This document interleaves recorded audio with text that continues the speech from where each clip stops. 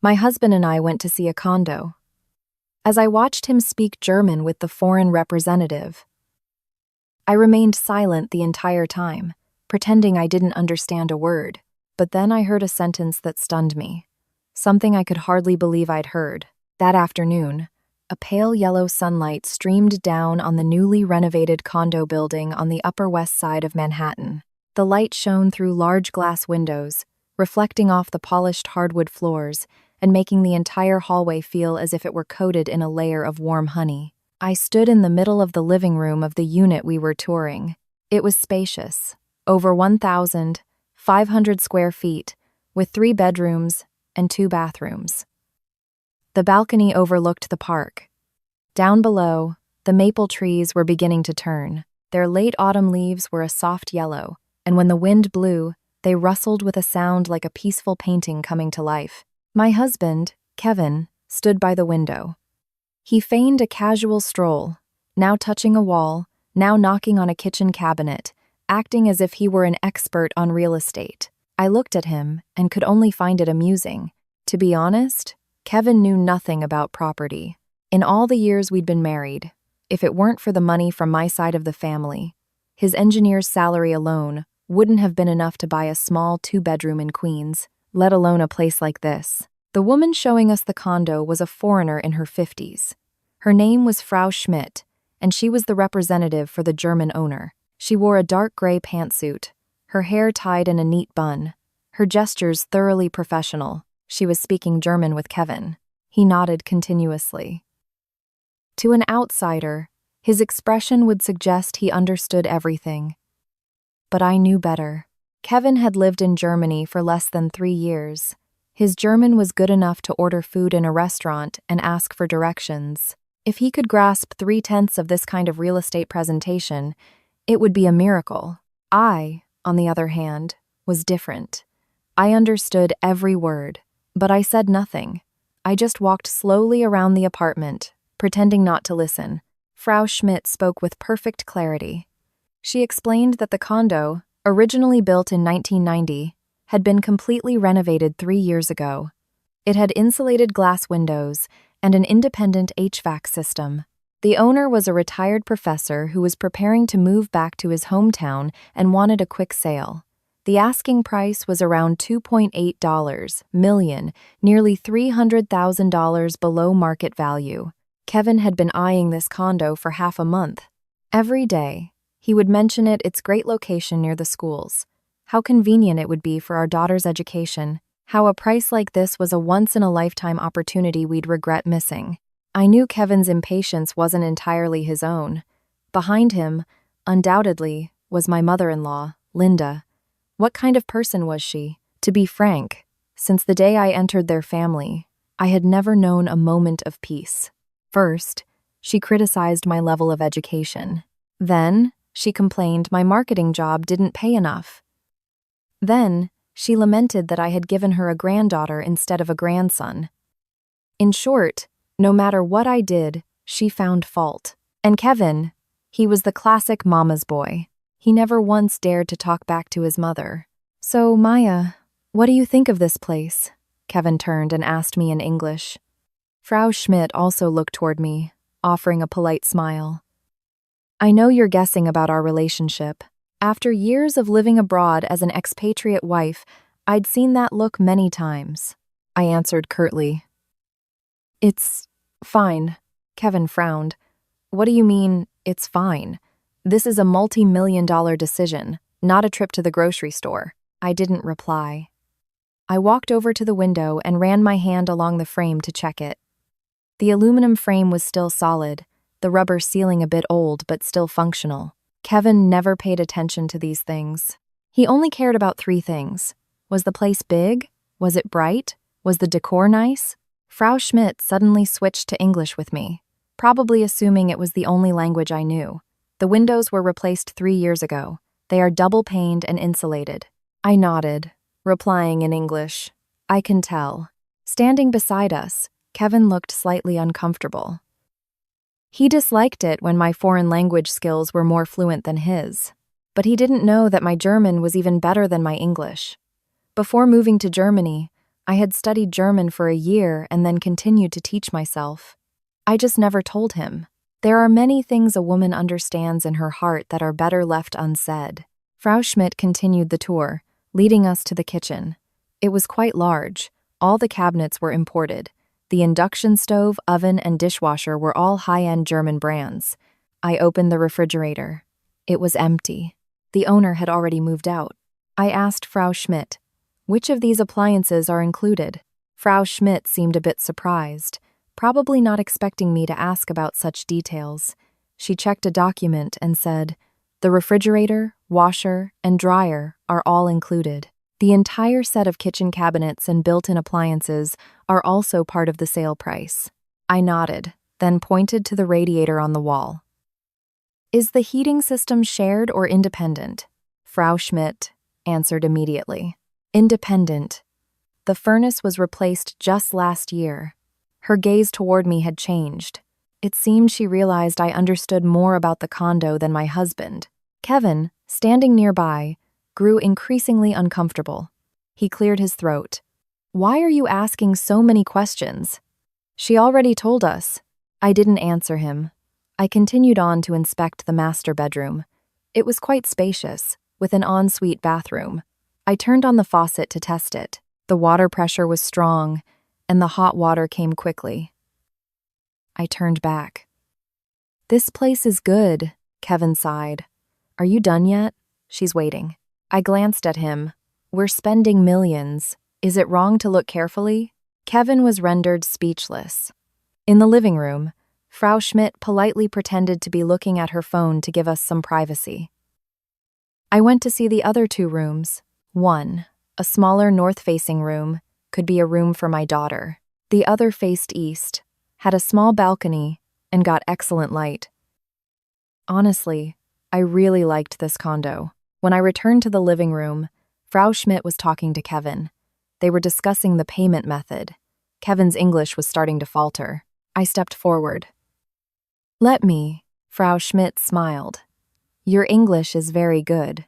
Kevin forced a smile. I asked Frau Schmidt a few more questions about the legal paperwork, the HOA fees, and the schools in the area. We spoke for about 10 minutes. The more we talked, the more enthusiastic she became. Just then, the doorbell rang. Frau Schmidt went to open it. A woman in her 60s stepped inside, her hair gray, wearing a dark blue sweater. When I saw her, my heart skipped a beat. It was my mother-in-law, Linda. She walked in as if she owned the place, exchanged a few words in German with Frau Schmidt, and went straight to Kevin. Kevin was also surprised. "Mom, what are you doing here?" Linda glared at him. "This is a huge decision. You think I wouldn't come to see it?" They were speaking English. Frau Schmidt didn't understand, so she just waited. I pretended not to care. I sat down on the sofa and opened my phone, but my ears were listening intently. Linda pulled Kevin into a corner of the room, about 30 feet away. Thinking I didn't understand German, they spoke freely. But they didn't know. I heard every single word. "So? Has she agreed to buy it yet?" Linda asked. "Not yet?" "She keeps asking questions," Kevin replied, his voice laced with annoyance. Linda scoffed. "What's there to ask?" "It's not her money anyway." I gripped my phone tighter. Linda continued. "We have to buy this place, but it needs to be in your name." Kevin lowered his voice. "But the money is hers." Linda laughed. "Her money is your money. That money came from her uncle. Would she have gotten it if she hadn't married you?" Hearing that, I felt my whole body go cold, but it was Linda's next sentence that truly stunned me. She spoke quietly but clearly. "After the sale is final, you find a way to transfer all the money to my account. Then, you can divorce her whenever you want." My ears were ringing. I couldn't believe it. The man I called my husband, the woman I called my mother, were standing 30 feet away from me, plotting how to take every last cent I had. I lowered my head, staring at my phone, but my thumb had silently opened the voice recorder app, and at that moment, I knew. My 5-year marriage had just taken a completely different turn. I remained on the sofa, my phone in my hand, my eyes fixed on the screen as if I were reading the news. But in reality, every nerve in my body was stretched taut. The phone rested on my lap, the voice recorder on, a tiny red light blinking. In the corner of the room, about 30 feet away, my mother-in-law, Linda, was still speaking to Kevin in German. "You have to listen to me," she said, her voice low but clear. "The house in your name, then transfer the money to my account. That's the only way to be sure." Kevin was silent for a moment, his voice hesitant when he spoke. "But what if she finds out?" Linda sneered. "Find out what? She doesn't understand a word of German." I heard that, and my heart felt like it was being squeezed in a vice.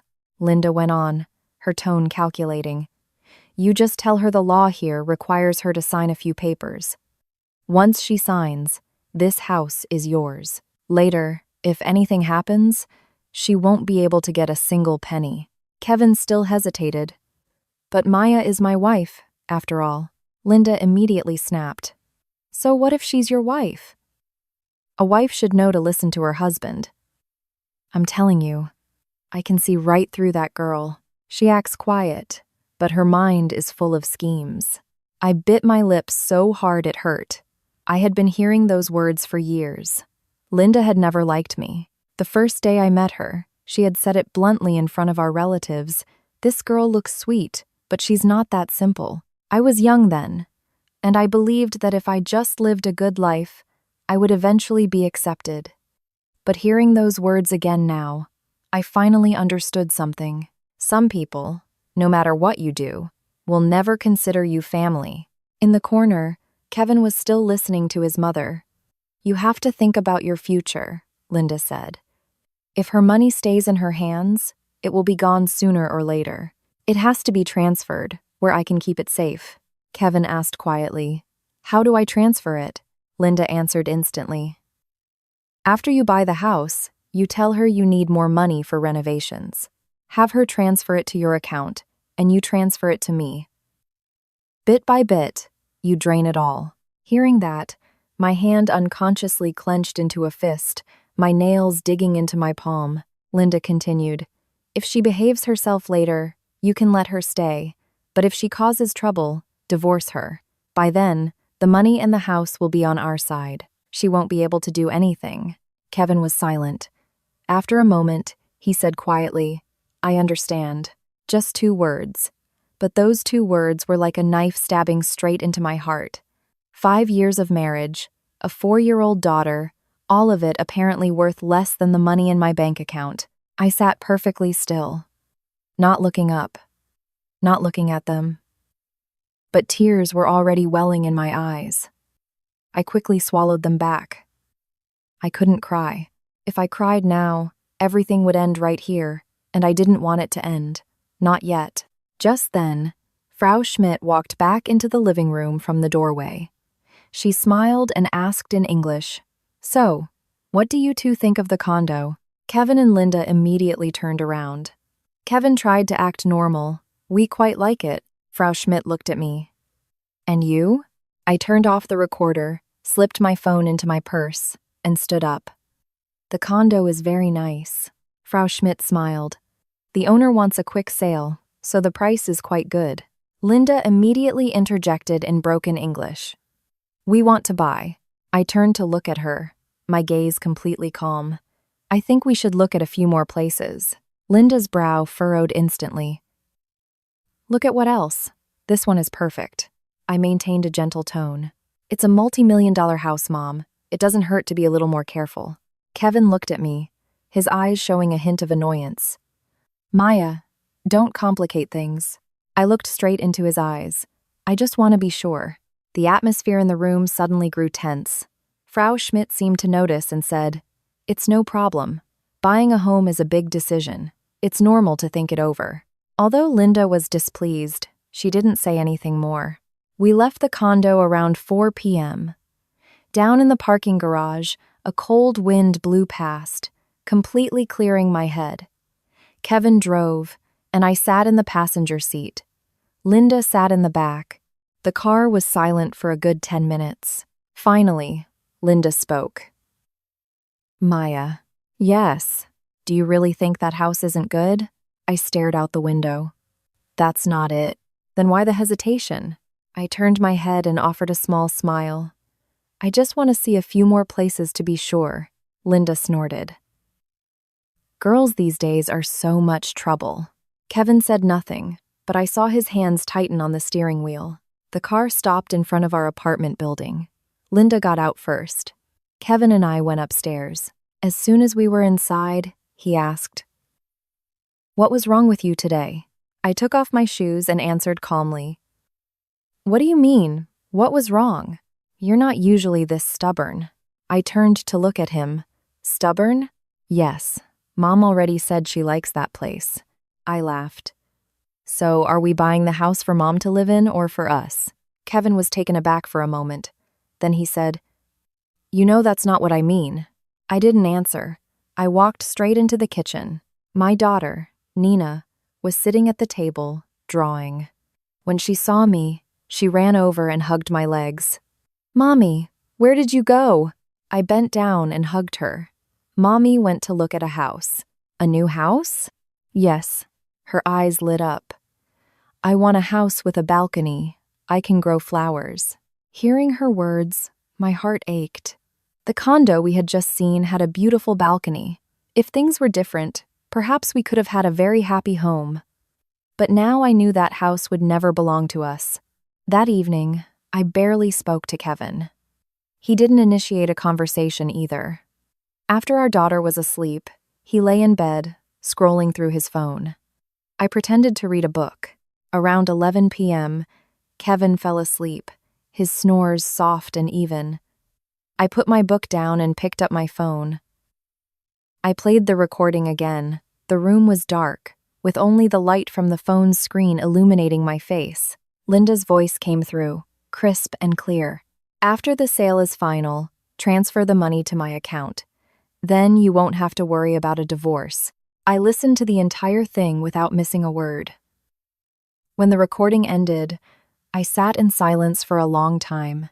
5 years ago, on our wedding day, Kevin had held my hand and said, "Maya, from now on, I will protect you." I had believed him. I believed him so much that I left a stable job to follow him to Germany. I believed him so much that I put all the money my uncle gave me into our joint account. I believed him so much that I thought if I just endured, this family would be warm and happy. Thinking back now, I was so naive. I glanced over at Kevin. He was still sound asleep, his face as peaceful as if nothing had happened. Suddenly, this man felt like a terrifying stranger.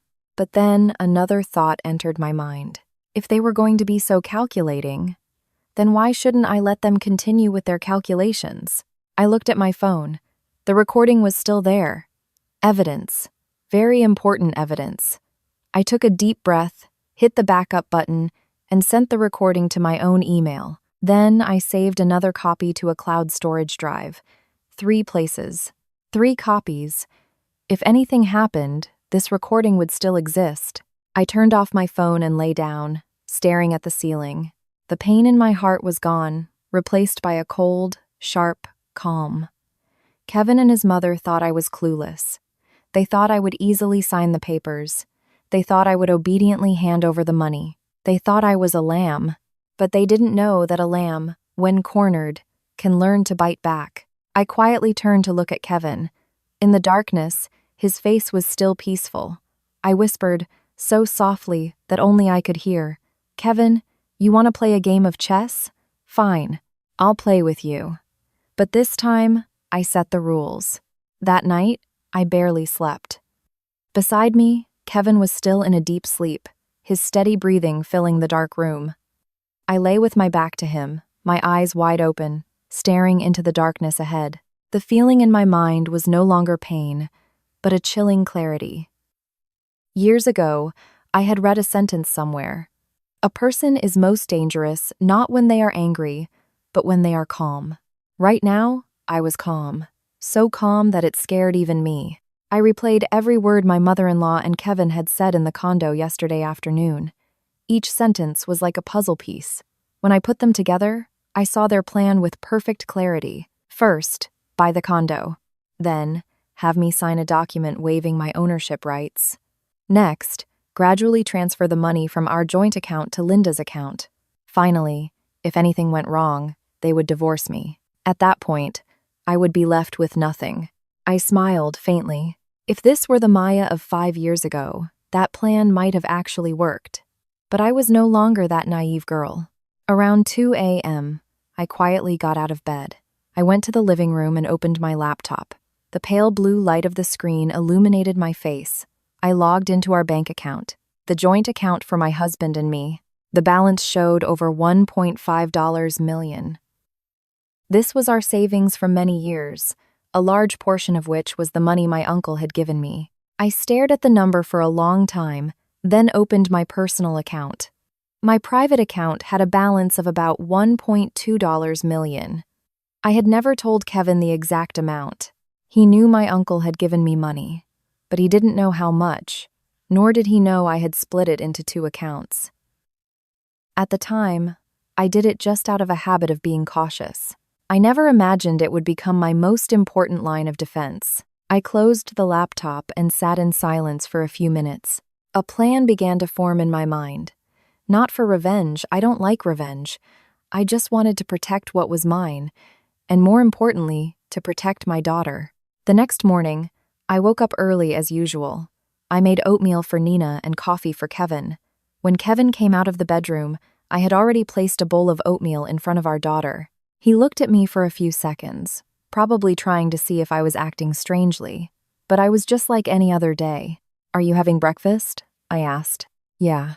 He sat down at the table. Linda also emerged from the guest room. She had stayed over since yesterday. As soon as she sat down, she asked, "Maya, have you thought it over?" I placed a cup of coffee in front of her. "Yes, I have." Linda immediately asked, "So?" I sat down in my chair. "I think the condo from yesterday is fine." Both Kevin's and Linda's eyes lit up. "See? I told you," Linda said immediately. I continued, "But I still want to see it one more time." Linda's brow furrowed slightly. "Why see it again?" I smiled. "It's a huge house. I want to look at each room carefully." Kevin looked at me for a moment, then said, "Okay, I'll make another appointment with Frau Schmidt this afternoon." I nodded. In my heart, I knew they were getting anxious.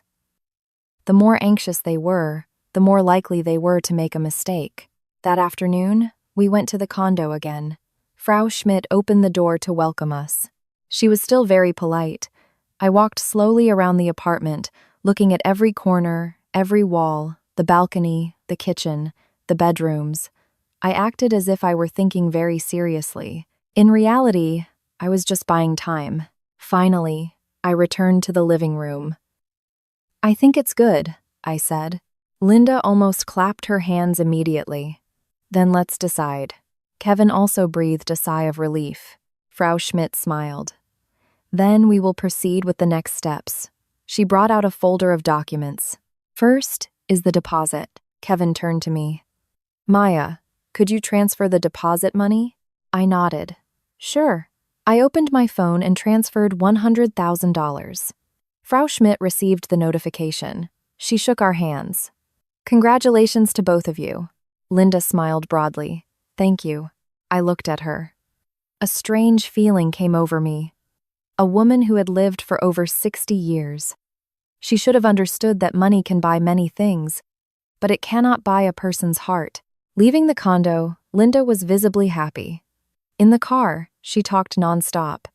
"Kevin, see? I wasn't wrong. Buying that place will definitely increase in value later. We're making a few $100,000 just like that." Kevin nodded. He was also very happy. Only I was silent. I looked out the window. The afternoon was turning to evening, and the streetlights were beginning to turn on. The car window reflected my face.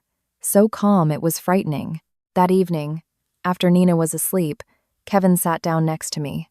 "Maya." "Yes, thank you." I looked at him. "For what?" "For agreeing to buy the house." I smiled faintly. "It's our house." Kevin seemed a bit embarrassed. He reached out and took my hand. "We'll have a better life from now on." I looked at his hand. In my mind, his words from yesterday echoed, I understand. Just those 2 words were enough to shatter everything. I pulled my hand away. I'm going to bed. I stood up, went into the bedroom, and closed the door. Then I took out my phone. I played the recording again. I listened one more time, not missing a single word. Then I opened my email and sent another copy to my uncle in America. In the email, I wrote a short message. "Uncle, please keep this recording for me, just in case I need it." Then I turned off the phone, lay down on the bed, and stared at the ceiling. Kevin hadn't come into the room yet. I knew he was texting, probably with his mother or with a lawyer. Perhaps they were planning their next move. But they didn't know this chess game was no longer following their plan. I closed my eyes, a final thought appearing in my mind.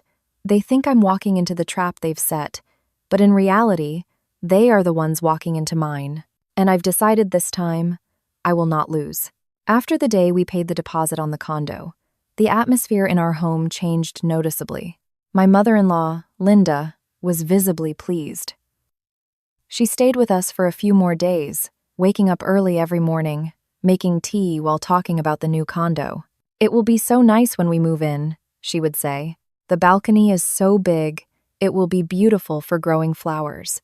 I listened and nodded, but in my heart, I knew perfectly well that in her plan, that house was never meant for me. Kevin also seemed more relaxed.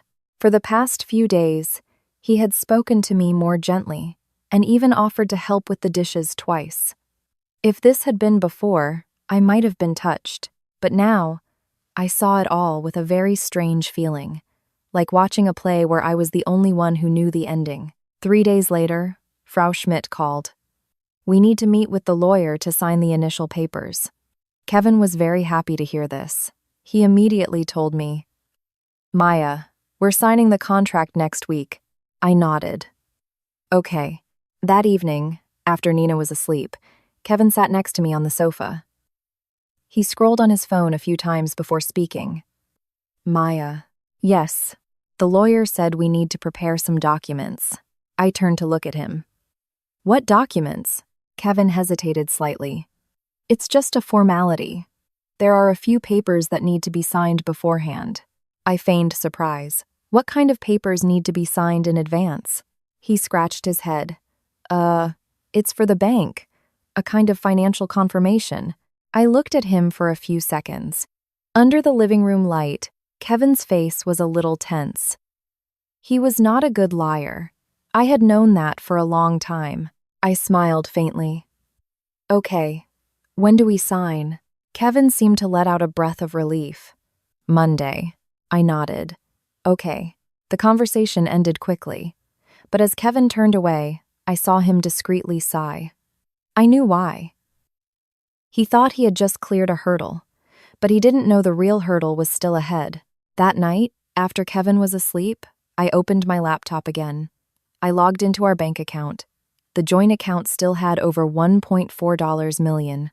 I looked at the number for a long time, then I opened the transaction history. Over the past 2 years, Kevin had made numerous transfers, none of them large, about $1,000 to $1,500 each time.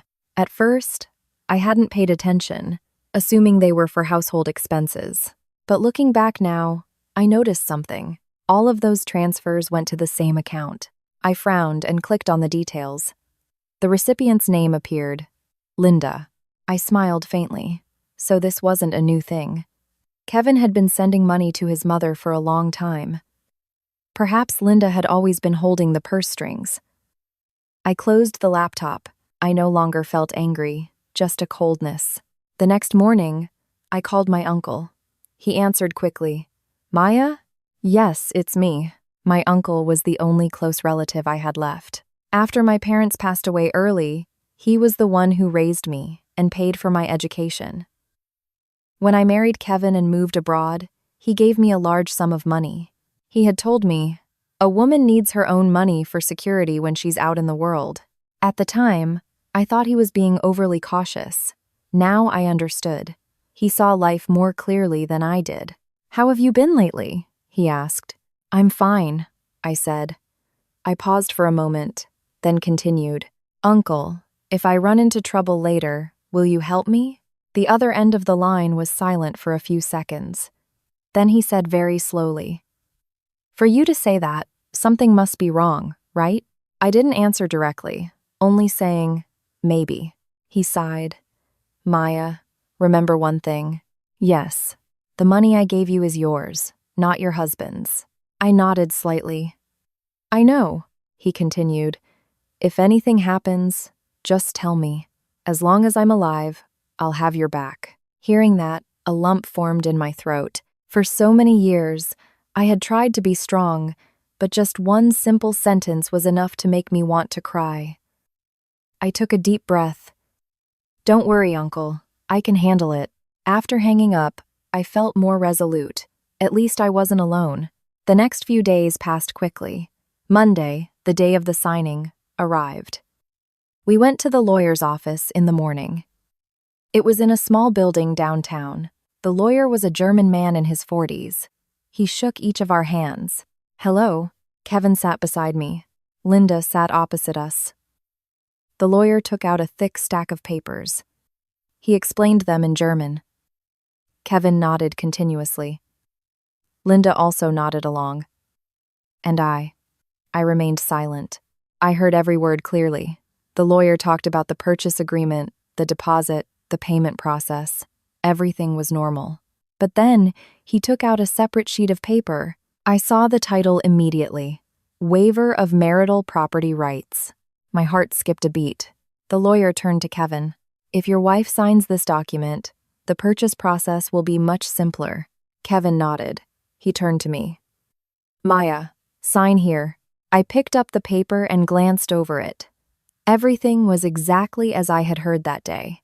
If I signed, this condo would belong entirely to Kevin, with no connection to me. Linda stared at me, her eyes full of expectation. The whole room was silent. I placed the paper down on the table and smiled. "Okay." Kevin immediately handed me a pen. "Sign here." I took the pen, the tip touching the paper, but just at that moment, I stopped. I looked up at the lawyer. "Excuse me, I have a question." The lawyer nodded. "Please, go ahead." I spoke very calmly. "In the event of a divorce, this house would belong entirely to my husband, correct?" The lawyer replied, "That is correct." I turned to Kevin. "Are you sure you want it this way?" Kevin was a little surprised. "It's just a formality, Maya." I looked straight into his eyes.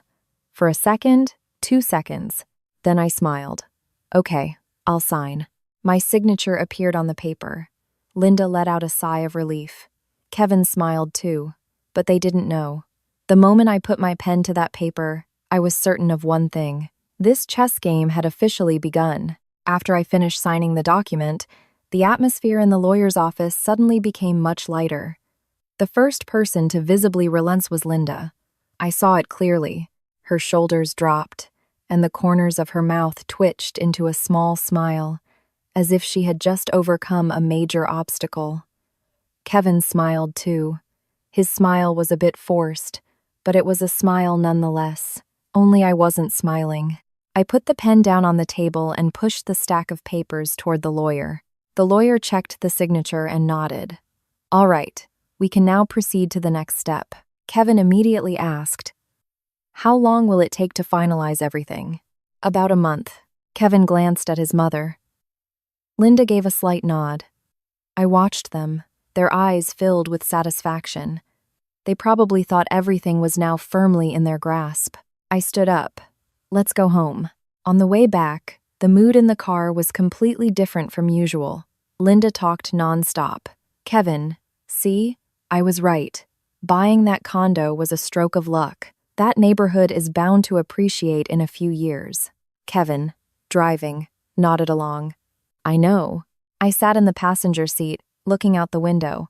The afternoon streets were crowded, and the trees lining the road were starting to shed their leaves. I remembered when I first came to Germany, Kevin had held my hand as we walked along this very street. Back then, he had said, "One day, we'll have a beautiful house of our own." I had believed him so much that I left everything behind to follow him. But thinking back now, Perhaps that dream only ever existed in my mind. When we got home, Linda was still in high spirits. As soon as she walked in, she said, "Maya, make some tea." I nodded. Yes. From the kitchen, I could hear her talking to Kevin in the living room. Her voice was low, but I heard every word clearly. "See? She's so easy to handle." Kevin didn't reply. Linda continued. "Now that the house is in your name, we have to move quickly on the next step." Kevin asked. "What's that?" "Transfer the money," she said decisively. "Your joint account still has over $1.5 million, right?" My heart fluttered. I stood still in the kitchen, holding the teapot. Linda went on. "You tell her to transfer it to your account. Say it's to pay the seller. Then you transfer it to me to hold on to." Kevin was silent. After a moment, he said quietly, "Is that really okay?" Linda snapped immediately. "Don't be soft-hearted. If that money stays in her hands, you won't get to keep a single dime later." "Listen to me, Kevin Seahill." "I know." I stood in the kitchen, my heart turning cold.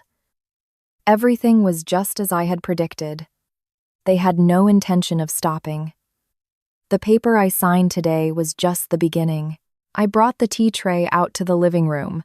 The two of them fell silent instantly. I placed the tea on the table. "Tea's ready, Mom." Linda smiled. "Thanks." Looking at that smile, I suddenly understood something. Some people, once they decide to see you as an outsider, will never change, no matter what you do. That evening, after Nina was asleep, Kevin sat down next to me. He seemed a bit hesitant. "Maya." "Yes. I need to talk to you." I closed my book. "Go ahead." Kevin sat up straight. "The seller is asking for the payment earlier than expected." I looked at him. "How much?" "About $1.5 million. I pretended to think. "The joint account has enough." Kevin nodded. "Right. But the lawyer said it's best to transfer it to my account first. Then I can pay the seller from there." I asked, very naturally. "Why?" Kevin was a bit flustered. "Because the house is in my name." I was silent for a few seconds. In my mind, Linda's words echoed. "Transfer the money to me to hold on to." I looked at Kevin. He was trying to maintain a calm expression, but I could clearly see his eyes avoiding mine. I smiled faintly. "Okay, sure." Kevin looked up. "Really?" "Yes," I said softly. "You're my husband." Hearing that, the tension in Kevin's face immediately eased. He took my hand. "Maya, don't worry. That house will be ours." I nodded. "I know." But in my heart, I thought, no, I never once considered that house mine. After Kevin went to take a shower, I opened my phone. I logged into the bank. The joint account showed $1.5 million. I looked at the number, then opened the transfer screen, but I didn't transfer it to him. Instead, I moved $1.2 million into my personal account. I left $300,000 behind. After the transaction was complete, I let out a breath. I knew I had just done something very important. The $300,000 was enough to make them believe the money was still there, but the bulk of it was now somewhere they couldn't touch. I turned off my phone and sat in silence for a moment.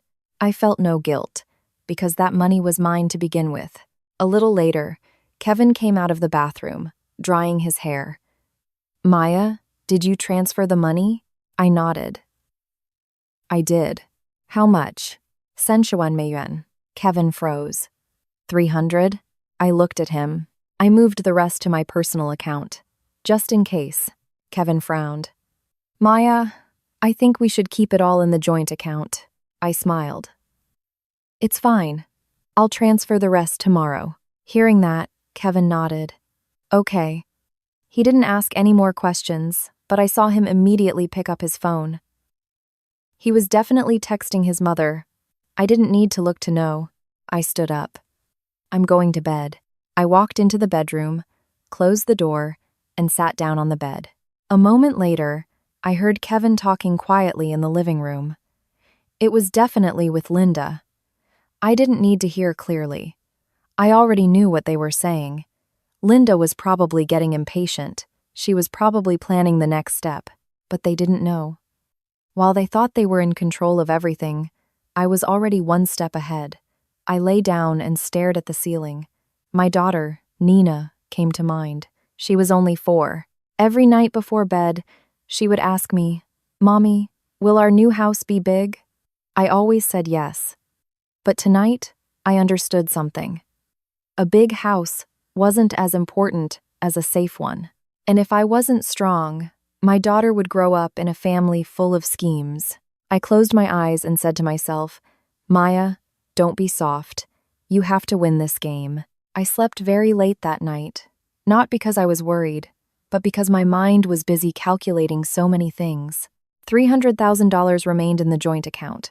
$1.2 million was now in my personal account. If Kevin checked, he would see the money was still there. As long as I said I hadn't transferred it all yet, he wouldn't have any reason to be immediately suspicious. But I knew one thing very well. Linda would not be patient. Once she had her mind set on the money, she wouldn't wait long. Sure enough, the next morning, as soon as I had finished preparing breakfast, Linda brought it up. She set her bowl down on the table and looked at me. "Maya, did you transfer the money yesterday?" I answered calmly. "Yes, I did." "How much?" "1,000,000 yuan." Linda immediately frowned. "That's it?" I smiled faintly. I kept a little back, just in case. Linda looked at Kevin. "Didn't you say you were transferring all of it?" Kevin was a bit flustered. He turned to me. "Maya, it would be more convenient if you transferred it all." I kept my tone light. "It's fine, Kevin." "The seller isn't in a rush," Linda snorted. "Money matters should be clear. It's not good for a woman to hold on to too much money." That comment almost made me laugh, but I held it in. "Yes, Mom," Linda continued. "Maya, transfer the rest this afternoon." I nodded. "Okay." I spoke calmly, but in my heart, I knew. They were getting impatient. After breakfast, Kevin left for work. Linda stayed home with me. She sat in the living room watching TV, but every so often, she would glance at me, as if she were keeping watch. I pretended not to notice. I took Nina to daycare. On the way, she held my hand. "Mommy." "Yes." "When are we moving to the new house?" I looked at her. Her eyes were so bright. I gently stroked her hair. "Not for a long time. I like the balcony. I can grow flowers." Hearing her, my heart softened. I didn't know if we would ever move into that condo, but I knew one thing. Wherever we lived, I had to protect her. After dropping Nina off, I didn't go home right away. I went straight to the bank. Sitting at the teller's window, I told the employee I'd like to change some settings on my account. The young woman smiled. "How can I help you?" "For the joint account with my husband, I want to set a transfer limit." She typed on her computer for a few moments. "What limit would you like to set?" "A maximum of $5,000 per transaction." "Yes, ma'am." I knew this was crucial. If Kevin wanted to transfer a large sum of money without my confirmation, he wouldn't be able to. After I was done, I left the bank. The air outside was cold. The early winter wind blew past, clearing my head completely. I stood on the sidewalk for a few minutes, watching the people go by. A question popped into my head. If I hadn't understood German that day, I would probably still be happily preparing to move, completely unaware of the cruel plan being hatched behind my back. I went back home. Linda was still in the living room. When she saw me walk in, she immediately asked, "Did you transfer the money?" I took off my coat. "Not yet, Mom." "Why not?" "I was busy."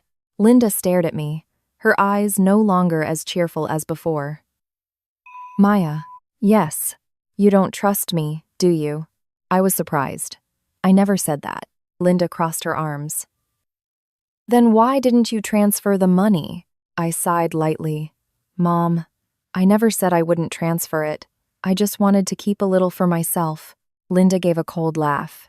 "It's not good for a woman to hold on to too much money." I looked at her. That money was mostly a gift from my uncle. The room fell silent. Linda looked at me for a few seconds, then said, "You're married now. Your money is family money." That statement reminded me of what she had said at the condo. She had said something very similar. I nodded. Yes. But in my heart, I thought, family? If they truly considered me family, they wouldn't have been so calculating. That evening, Kevin came home. The moment he walked in the door, he asked, Maya, did you transfer the money? I shook my head. Not yet. Kevin frowned slightly. Maya, I already spoke to the seller. I looked at him. When did you talk to them? This afternoon. Then I'll transfer it tomorrow. Kevin Seahill. Okay. Linda emerged from the living room. Tomorrow, you transfer all of it. Her voice was firm. I looked at her. Yes. That night, after everyone was asleep, I opened my laptop again. I logged into the joint account. The $300,000 was still there. I transferred another $50,000 to Kevin's account, just $50,000. I knew this would annoy Linda, but I also knew they wouldn't dare make a big scene just yet. After the transfer, I sent a text to Kevin. I just transferred a little more. I turned off the laptop and lay down. In the living room, I heard Kevin's phone buzz. A moment later, I heard him whispering. It was definitely his mother. Linda's voice was slightly raised. Even with the door closed, I could hear fragments. Why so little? Tell her to transfer it all. You're too soft. I turned to face the wall and closed my eyes. A strange feeling washed over me. Not pain, not anger, but a cold detachment. It was as if I were standing outside my own marriage, watching it crumble piece by piece. I whispered into the darkness. Slowly. I won't let you get a single cent. The next morning, the moment I opened my eyes, my phone buzzed. It was Kevin. The text was short. Maya, did you transfer the money yet? I looked at the clock. It was only 6:30. Kevin had never cared about money like this before. In the early years of our marriage, he didn't even remember how much was in our account. I managed almost all of our household finances, but since his mother came to stay, everything had changed so quickly. I replied simply, Not yet. I'll do it today. A minute later, Kevin replied, Transfer all of it. I stared at the words for a few seconds, then turned off my phone. In my heart, I knew. The one who wanted the money transferred urgently wasn't Kevin, but Linda. When I went out to the living room, Linda was already up. She was sitting on the sofa, a cup of hot tea in front of her. When she saw me, she immediately asked, Maya, are you going to the bank today? I nodded. Yes. Remember to transfer all of it. Her voice was soft but firm. I looked at her. Yes. When Kevin came out, Linda turned to him. Remember to remind your wife. Kevin looked a little awkward. Maya knows, Mom, Linda snorted. Money matters can't be delayed. Breakfast that day was strangely quiet. No one said much, but I could feel Linda's eyes following my every move. After we ate, I took Nina to daycare. She held my hand. Mommy? Yes. Does the new house have a room for me? I smiled. Yes. And a balcony? Yes. I want to grow flowers. I gently stroked her head. Okay. But as I turned to leave the daycare, the smile vanished from my face. I knew that house would probably never be where she lived. I didn't go to the bank right away. Instead, I went to a small coffee shop downtown. I opened my laptop and logged into the bank account. The joint account had about $250,000 left. The rest was still safe in my personal account. I looked at the number, then opened the transfer screen. I transferred another $20,000 to Kevin's account, just 20. After the transaction was complete, I closed the laptop. I knew this would infuriate Linda, but I wasn't in a hurry. The more you rush, the more mistakes you make. I finished my coffee before heading home. As soon as I walked in the door, I could tell the atmosphere was different. Linda was standing in the middle of the living room. Kevin was standing next to her. They were both looking at me. I knew what had happened. Kevin held up his phone. Maya. Yes. You transferred the money? Yes. How much? $20,000. The room fell silent. Linda was the first to speak.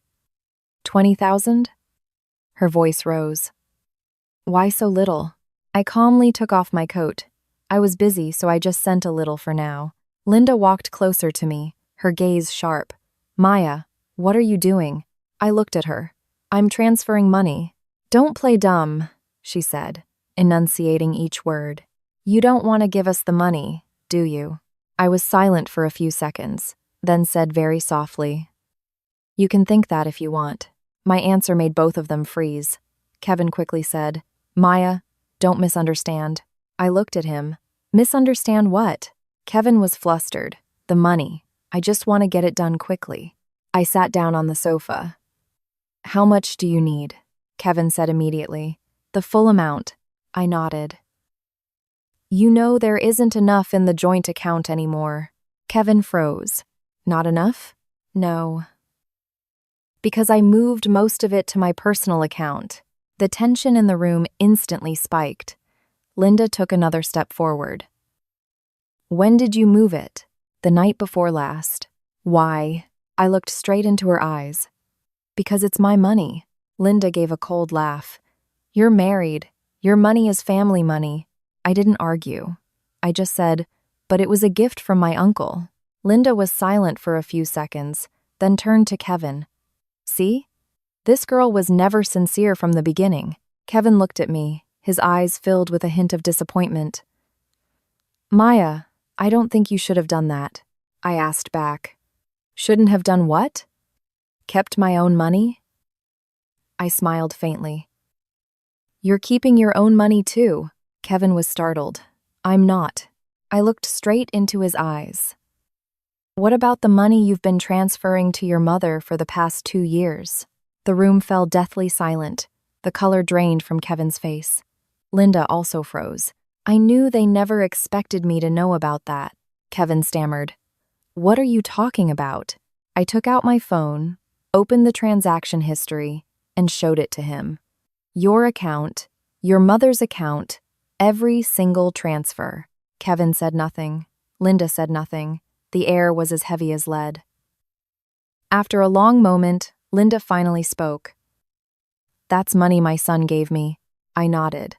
I'm not saying anything about it. I'm just saying my money is also my money. Linda looked at me, her eyes completely different now, no longer pretending to be friendly. Maya. Yes. What are you trying to do? I stood up. I'm not trying to do anything. I just want everything to be clear. Kevin stepped forward. Maya, we're husband and wife. I looked at him. Exactly. So we should trust each other. I smiled faintly. Do you trust me? Kevin didn't answer. I looked at him for a few seconds, then turned away. I knew this marriage was standing on a precipice. Just one more step, and everything would shatter. After I showed Kevin the phone with the transaction history, the living room plunged into a heavy silence. Kevin stared at the screen, each transaction clearly displayed. Date, amount, receiving account. There was nothing to deny. He stood there for a few seconds, then slowly placed the phone on the table. I looked at him. His eyes held confusion, but also a hint of resentment. Finally, he said, That was money I gave my mom. His tone was a bit sharp. I nodded. I know. So why are you bringing it up? I didn't answer right away. I glanced at Linda. She was standing with her arms crossed, her expression completely cold. I spoke very calmly. I just wanted to say that whoever's money it is, that person has the right to decide what to do with it. Linda let out a laugh, but it held no joy. What are you trying to say? Nothing. I just think that if Kevin can transfer money to his mother without asking me, then it's perfectly normal for me to keep my own money. That statement made Linda's face flush with anger. She took a step forward. Maya. Yes. Are you keeping score with your husband's family? I looked at her. I've never kept score. I just don't want to be scored against. The tension in the room immediately thickened. Kevin sighed. Maya, don't say that. I turned to him. Am I wrong? Kevin was silent, but Linda wasn't. She slammed her hand on the table. This girl was never sincere from the beginning. See, Kevin? She won't even give up the money. Kevin frowned. Maya, I think we need to talk about this. I nodded. Okay. Kevin pulled out a chair and sat down. He looked at me. Let me ask you one question. Go ahead. Do you still see me as your husband? The question took me by surprise. Not because it was unexpected, but because I hadn't thought he would be the one to ask it. I looked at him. Do you want the honest answer? Kevin nodded. Yes. I took a deep breath. I used to. The room fell silent. Linda immediately spoke up. What do you mean, you used to? I turned to her. I used to think we were a family.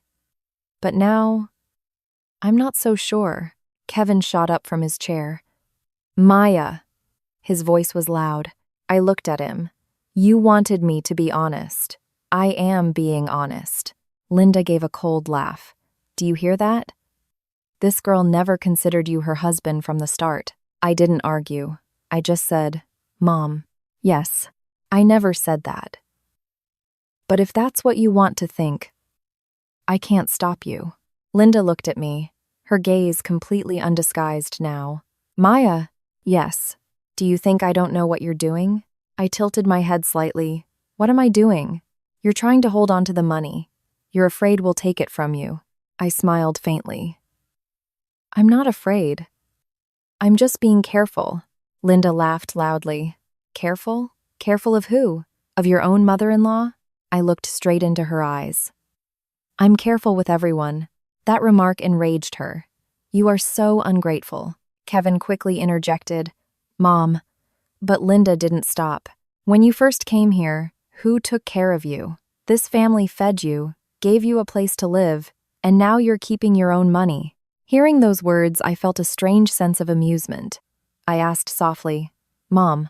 Yes. Who did I come here for? Linda didn't answer. I turned to Kevin. Do you remember what you said to me 5 years ago? Kevin was silent. I continued. You said you wanted to build a family. You said you would protect me. Kevin avoided my gaze, but Linda spoke up immediately. Men say things like that, but money has to be clear. I nodded. Right. Money has to be clear. That's why I'm keeping my own. Kevin Seahill. Maya.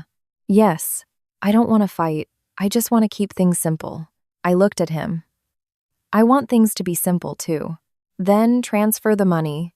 I was silent for a few seconds, then said, No. Just one word, but it was as if the room had frozen. Linda stared at me. What did you say? I said I'm not transferring it. My voice was still very calm. Kevin stepped forward. Maya, don't do this. Why not? Because that house is ours. I looked at him. Are you sure? Kevin froze. What do you mean? I didn't answer. I just turned and walked toward the window. It was dark outside, and the streetlights cast a glow into the room. I looked down at the street below. The traffic was moving as usual. Life out there was continuing. Only my family was slowly breaking into pieces. After a long moment, I turned back to look at Kevin. You really want me to transfer the money? Kevin nodded. Yes. I let out a breath. Okay. Linda's face immediately broke into a smile. But, I continued, I'll transfer it tomorrow. But before I do, there's something I want to do, Kevin asked. What is it? I looked at him. We're going to talk to the lawyer. Both of them froze. The lawyer? Kevin asked. Yes. What for? I spoke very clearly.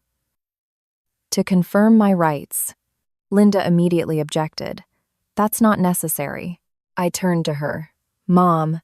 Yes. Money has to be clear, right? Linda was speechless. And Kevin was silent. I knew the next move in this chess game would decide everything.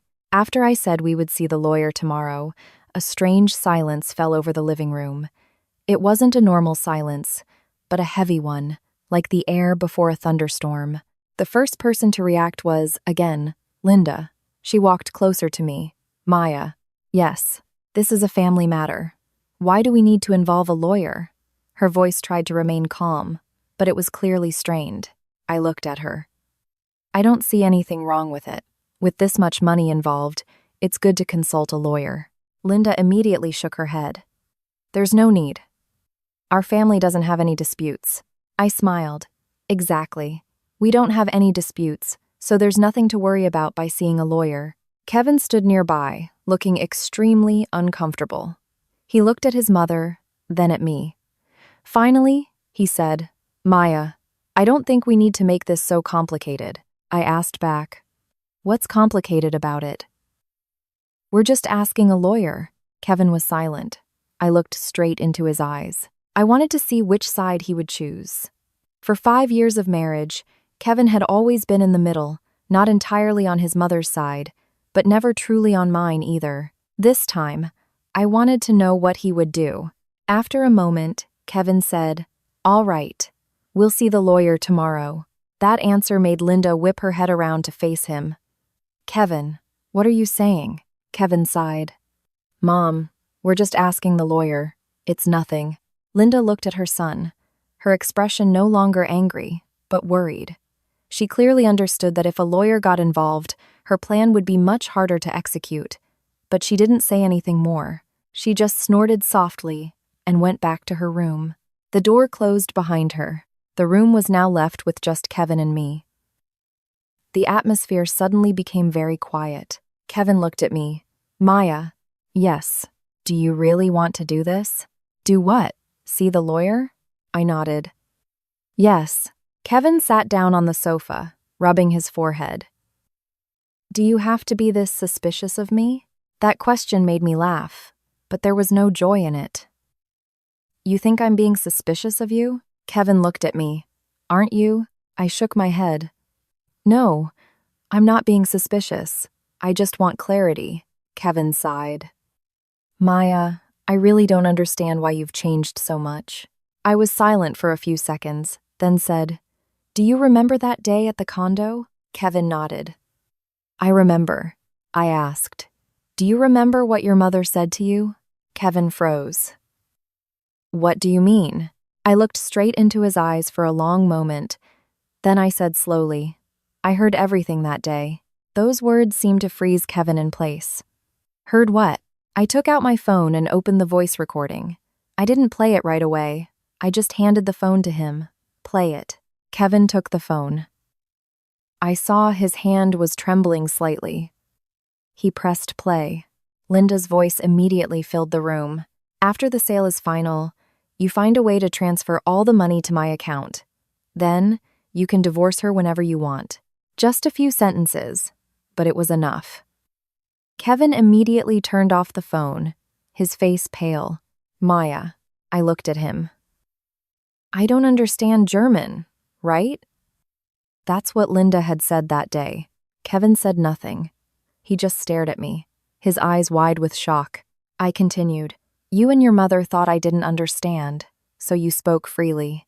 The room fell silent again, but this time, the silence was much heavier. Kevin sank into the chair, his head in his hands. Maya, his voice was hoarse. I didn't let him finish. You don't need to explain. I've heard enough. Kevin looked up. I wasn't going to do it. I looked at him. You weren't? No. I was just listening to my mom. I smiled faintly. You said, I understand. Kevin froze.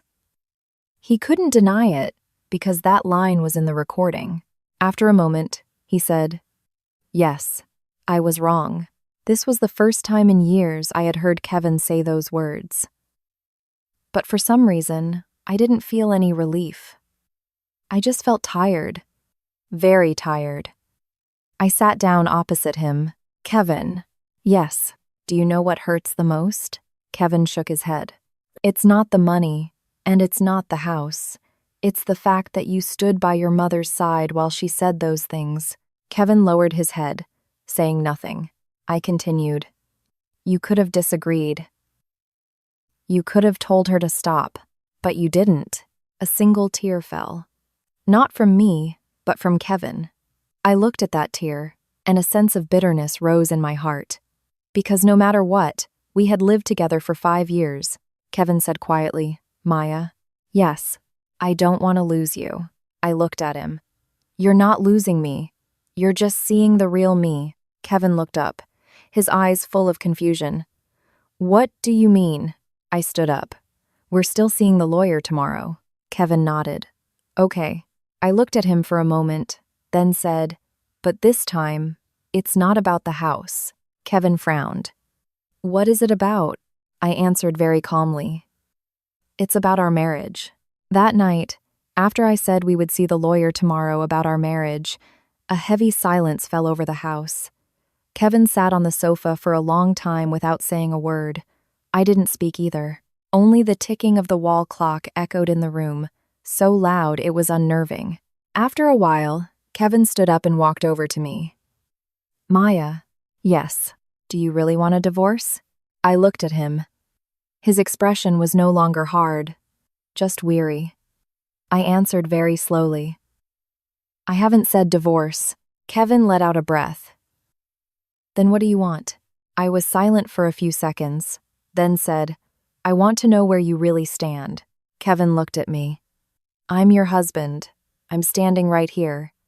He pointed to the floor. I shook my head slightly. No, you're standing in the middle. That statement left Kevin speechless, because he knew I was right. For the past 5 years, Kevin had always stood between me and his mother. When she complained about me, he wouldn't defend me, but he wouldn't object either. When I was upset, he would just say, don't mind her. And things just went on like that, until I overheard their conversation. Kevin sat back down, his head bowed. Maya. Yes, I'm sorry. I said nothing. Kevin continued. I really didn't think Mom would do that. I asked back. You didn't think, or you didn't want to think? Kevin was silent. After a moment, he said quietly, maybe I knew. I looked at him. That answer, at least, was honest. Kevin went on. But I thought she was just talking. I didn't think it would go this far. I smiled faintly. Do you know what hurt me the most? Kevin shook his head. It wasn't that your mother said those things. It was that you didn't object. Kevin clenched his fists. Maya. Yes, I was wrong. I didn't reply. Because that apology had come too late. A moment later, the door to the guest room opened. Linda came out. She had probably heard our conversation. She looked straight at me. Maya. Yes. What did you let Kevin listen to? I looked at her.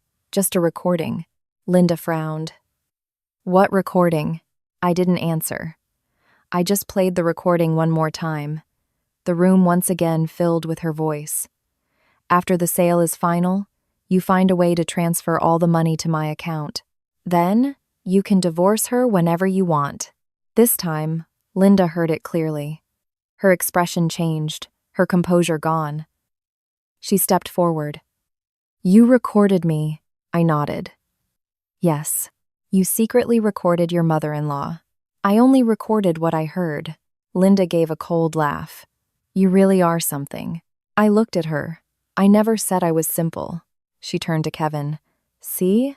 This girl has been scheming from the start. Kevin stood up. Mom. His voice was low. Stop. Linda froze. This was probably the first time Kevin had spoken to her in that tone. She looked at her son. You're defending her. Kevin sighed. I'm not defending anyone. I just want this to stop. But Linda wouldn't stop. Stop what? This girl is threatening our family, I said calmly.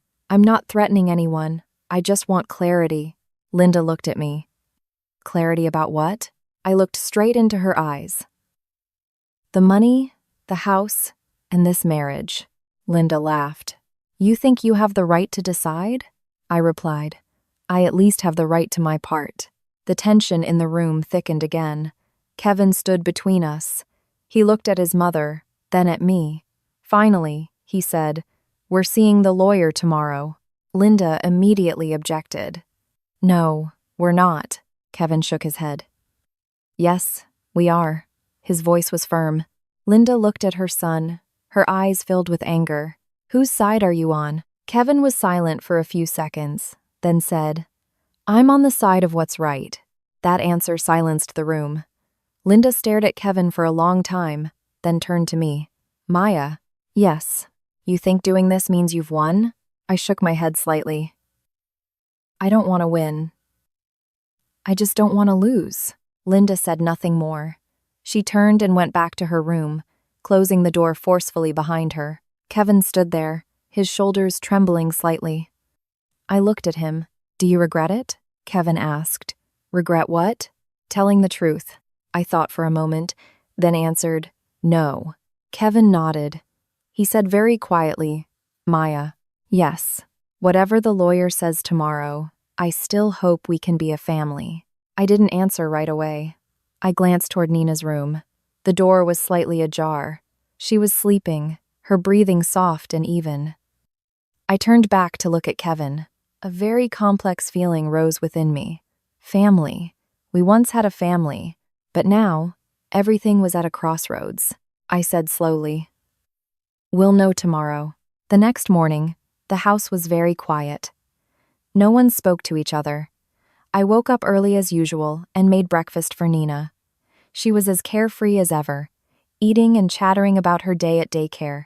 Looking at her innocent face, a feeling of both warmth and pain welled up inside me. She didn't know anything. She didn't know her parents were standing at a crossroads. Kevin also woke up earlier than usual. He ate his breakfast quickly, barely saying a word. Linda sat silently in the living room. She didn't look at me or at Kevin. Her face was as hard as a wall. The atmosphere in the house was like a tightly stretched string. The slightest touch, and everything would snap. After dropping Nina off at daycare, Kevin and I went to the lawyer's office together. We didn't speak on the way. The car drove through familiar streets. The weather was colder than the past few days, and leaves littered the sidewalks, swirling in the wind. I looked out the window. 5 years ago, I had sat in this car, on this road. Back then, I thought my future was so clear. A family, a house, a peaceful life. But life rarely follows the path you've drawn for it. The lawyer's office was in a small building downtown. It was the same German man we had met before. He invited us to sit. Hello, both of you. Kevin nodded. Hello. I nodded as well. The lawyer looked at us for a moment, probably sensing the tension.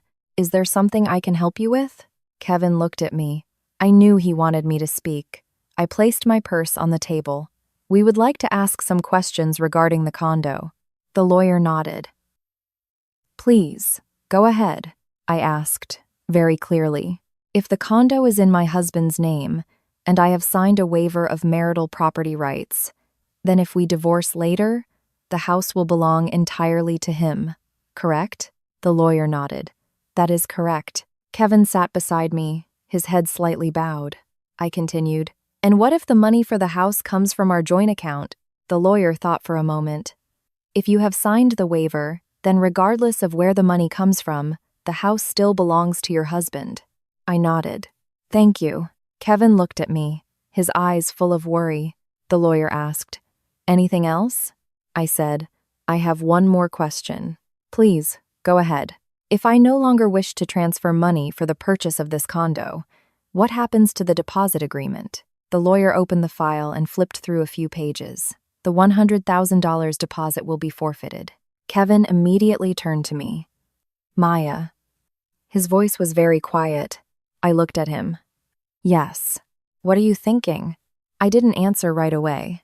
I turned to the lawyer. Thank you. We understand. We left the lawyer's office. As we stepped out of the building, Kevin stopped on the steps. Maya. Yes.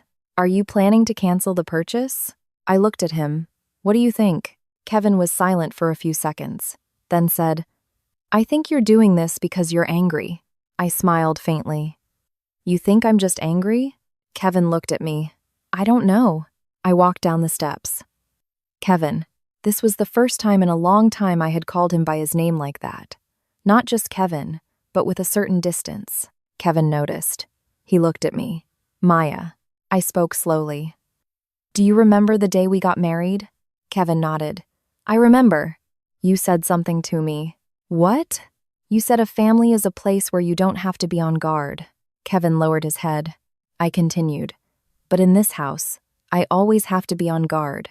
A gust of wind blew past, sending dry leaves skittering across the sidewalk. Kevin stood there for a long time before he spoke. Maya. Yes.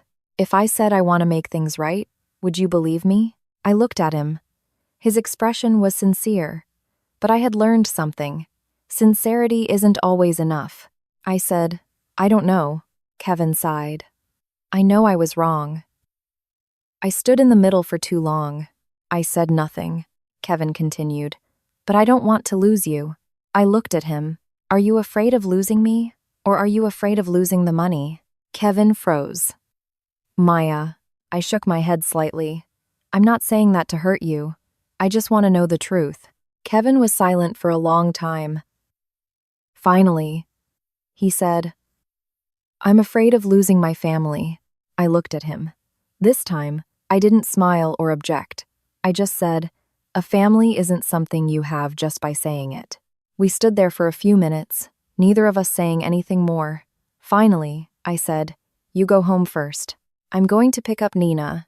Kevin nodded. He turned to leave. His steps were very slow. I watched him go.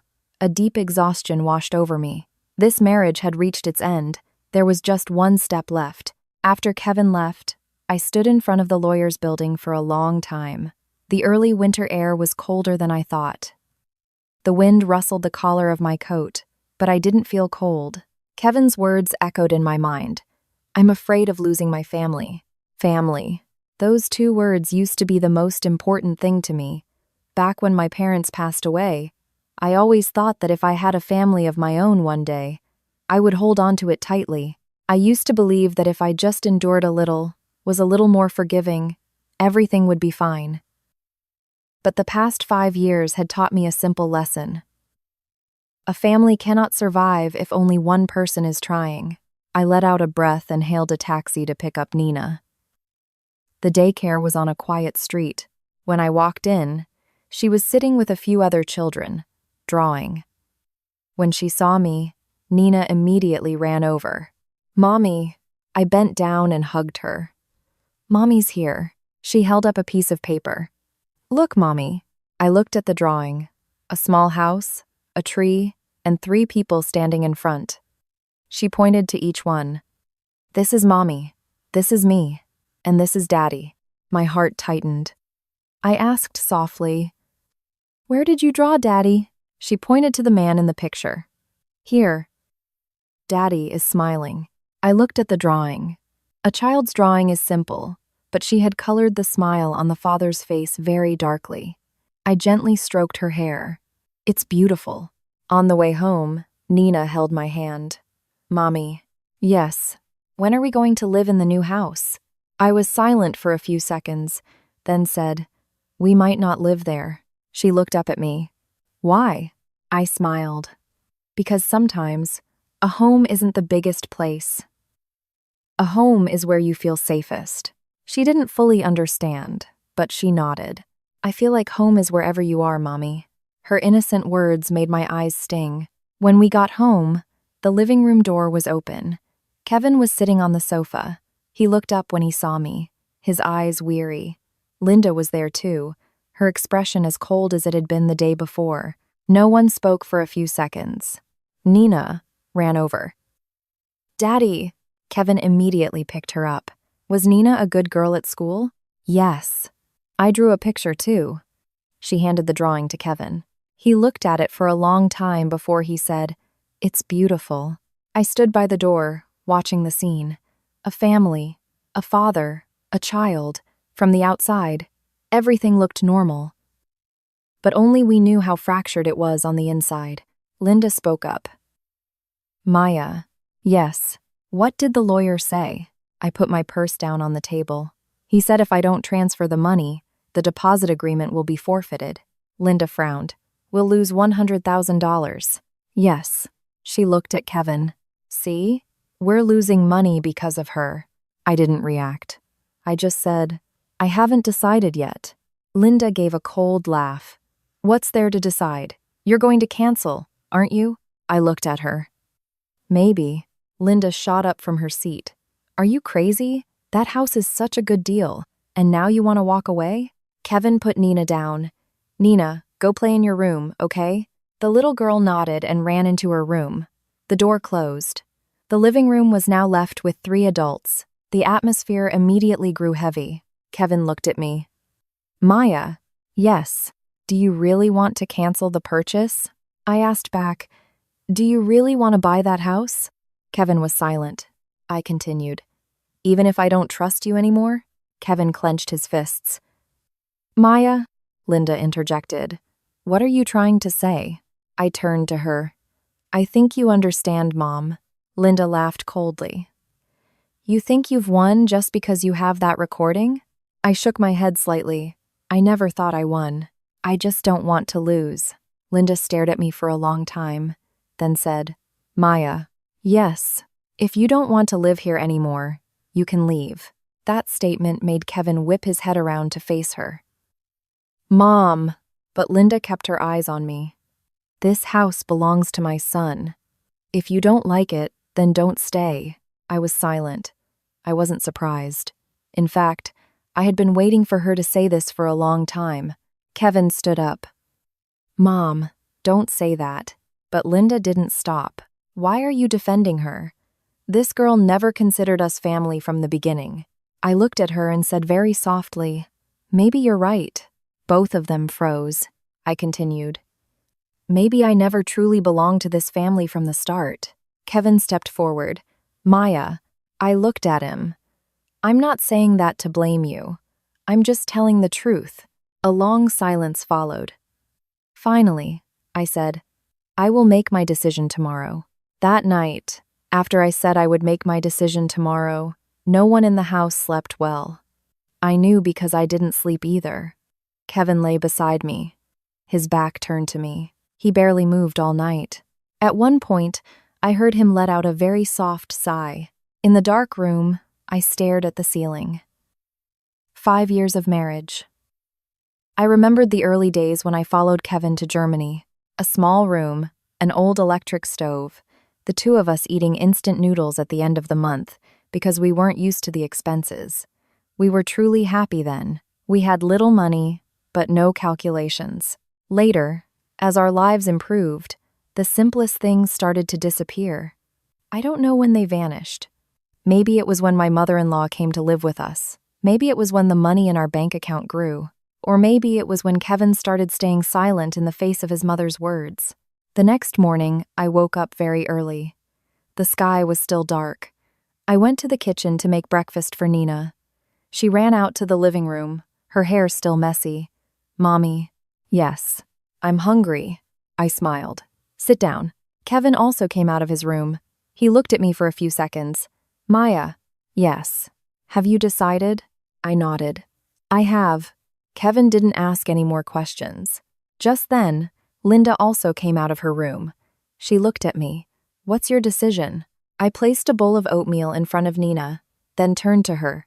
I'm not transferring the money. The room fell silent. Linda immediately said, So what are you going to do? I looked at her. I'm going to cancel the purchase of the condo. Linda laughed. Are you insane? We'll lose the $100,000 deposit. I nodded. I know, and I accept that. Linda turned to Kevin. See? This girl is destroying our family. Kevin didn't reply. He just looked at me. Maya. Yes. Are you sure? I nodded. Yes. Money can be earned back, but once trust is lost, it can't be. Kevin was silent. After a moment, he said, And what about us? I looked at him. What do you want? Kevin lowered his head. After a long time, he finally said, I want to keep our family. Hearing that, a strange feeling came over me. Not happiness, not sadness, just a sense of relief. I asked, Do you want to keep it, or do you want to change it? Kevin looked up at me. I want to change it. Linda immediately objected. Kevin, don't say that. This girl is forcing you. Kevin turned to his mother. For the first time in years, I saw a hardness in his eyes. Mom, I'm not being forced. I'm just starting to understand. Linda froze. Kevin continued. I was wrong. I stood in the middle for too long. I thought that was keeping the peace. But in reality, I was just making everything worse. Linda looked at her son, her face hardening. "You're defending her." Kevin shook his head. "I'm not defending anyone. I just want this family to stop living in lies." The room fell silent again. I looked at Kevin. In his eyes this time, I saw something I had rarely seen before. Resolve. He turned to me. "Maya." "Yes, I'll make it clear. Your money is your money. I have no right to it. If you don't want to buy that house, then we won't buy it." I asked, "And your mother?" Kevin was silent for a few seconds, then said, "A son should be filial, but not by hurting his wife." Linda stood there, speechless, her face a mixture of anger and disappointment. After a moment, she turned and went back to her room. The door closed, not loudly, but with a sense of finality. The living room was left with just me, Kevin, and Nina. Our daughter didn't understand what was happening.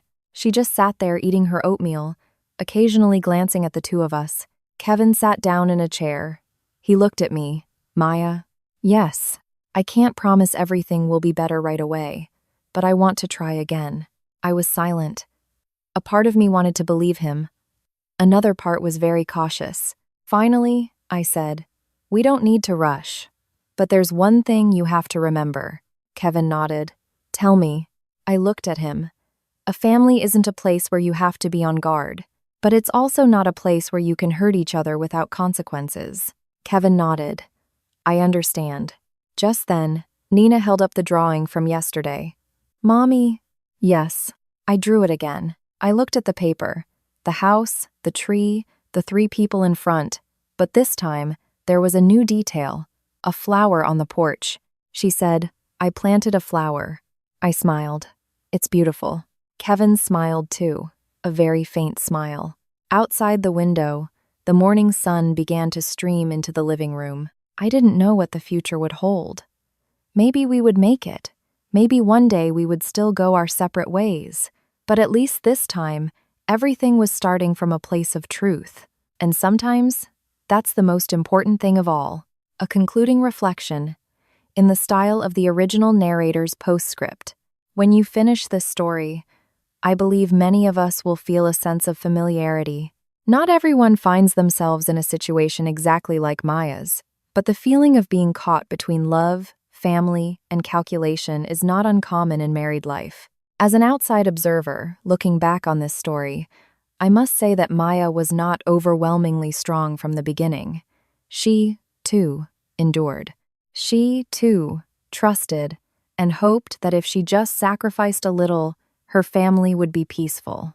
But there is a crucial limit in every person's life: trust. Once trust is subjected to calculation, everything begins to change. Here, the issue is not just about money. Money is merely the surface.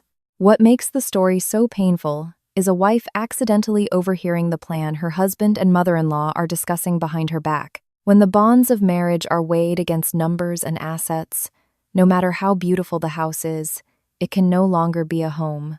As for Kevin, I think this is a lesson that many men in the real world face, being stuck between a wife and a mother. Many think that standing in the middle is the way to keep the peace, but in reality, it's not. When a man stays silent in the face of injustice toward his wife, that silence can sometimes be more hurtful than words. A family cannot survive on avoidance.